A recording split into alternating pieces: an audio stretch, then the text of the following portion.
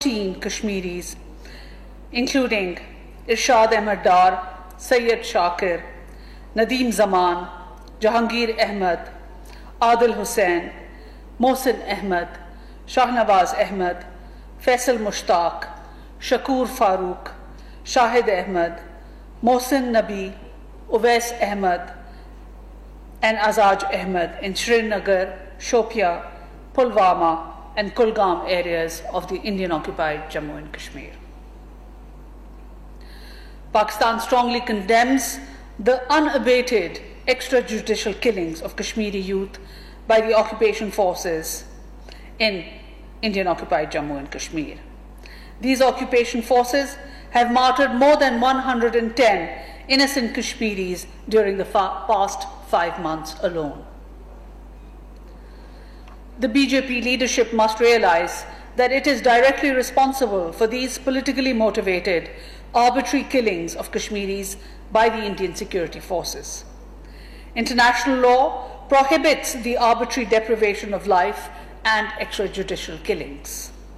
This norm is codified in every major human rights treaty and convention. No illegal act, such as the AFSPA, can sanctify or provide legal cover to a crime recognized as such by international law. On the line of control, ceasefire violations by the Indian security forces continue unabated. As a result of recent violations, mortar and artillery shelling in the Hajipir and Bidori sectors, 13-year-old Ikra Shabbir embraced Shahadat, while Zahida Bano and 12-year-old Saddam Rafiq have sustained serious injuries. All are residents of Mensar village. So far, in 6 months of this year, India has committed 1,440 ceasefire violations, resulting in 13 shahadats and serious injuries to 104 innocent civilians. We condemn the targeting of innocent civilians by the Indian occupation forces, which are in clear violation of the 2003 ceasefire understanding and in complete disregard for international human rights and international norms. Pakistan also categorically rejects and strongly condemns the baseless allegations made by the Indian Ministry of External Affairs as a pretext to seek a 50% reduction in the staff strength of the High Commission of Pakistan in New Delhi. We completely dismiss allegations of any violation of the Vienna Convention on Diplomatic Relations by the officials of the High Commission of Pakistan. Our diplomats and officials have always functioned within the parameters of international law and diplomatic norms. This latest Indian action is a part of India's desperate attempts to divert attention from its state terrorism and the worst human rights violations in the Indian-occupied Jammu and Kashmir.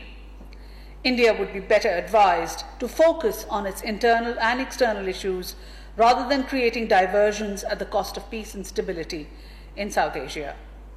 Pakistan has been consistently sensitizing the world community that irresponsible policies of the BJP government in India are increasingly imperiling regional peace and stability. Separately, on Pakistan's call, an emergency meeting, virtual format, was held of the OIC contact group on Jammu and Kashmir on 22nd June, which focused on the worsening situation in the Indian-occupied Jammu and Kashmir. In a statement at the emergency meeting, Foreign Minister of Pakistan, Shah Mahmood Qureshi, apprised the OIC contact group members on India's illegal and unilateral steps of 5th August 2019.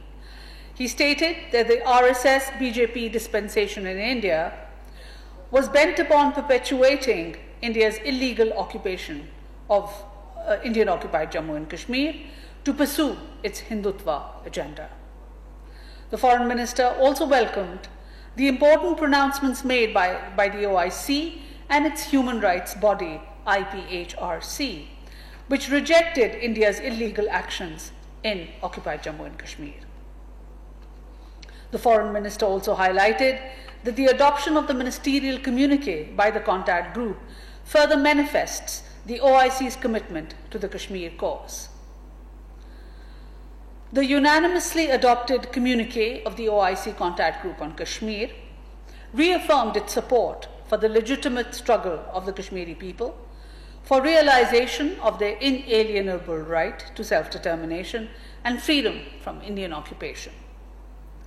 The communique rejected the newly notified Jammu and Kashmir Reorganization Order 2020 and the Jammu and Kashmir Grant of Domicile Certificate Rules 2020, which are aimed at changing the demographic structure of the Indian-occupied Jammu and Kashmir.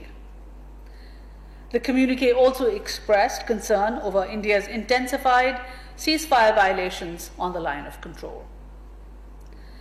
The contact group demanded from India to rescind its unilateral and illegal actions and allow the Kashmiri people to freely exercise their right to self-determination through a UN-supervised plebiscite. It also called upon India to halt its human rights violations, stop the indiscriminate use of force, lift the unabated military siege and inhuman lockdowns, and repeal draconian emergency laws, and allow exercise of fundamental freedoms and release of all illegal detainees.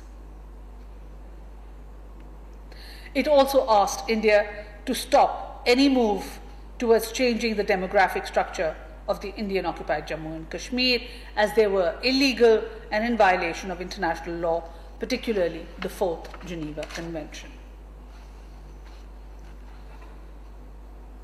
The OIC contact group, in its communique, also demanded that India provide unhindered access to the OIC, IPHRC, and UN fact-finding missions. The OIC Secretary General's Special Envoy for Jammu and Kashmir, and access to international media to investigate into human rights violations in the occupied Jammu and Kashmir, and also to agree to the call made by the Office of the Human Rights Commissioner in its report to establish a commission of inquiry to conduct comprehensive, independent, international investigations on human rights violations. Separately, the Ministry of Foreign Affairs and our missions abroad continue to facilitate and assist overseas Pakistanis across the world and facilitate their repatriation in accordance with a comprehensive plan devised in consultation with all stakeholders. During the past few days, 3,976 nationals returned from Saudi Arabia, 2,231 from UAE, and 263 from Iraq. As of 24th of June 2020, 97,393 Pakistani nationals have returned home from more than 73 countries from across the world. Thank you very much.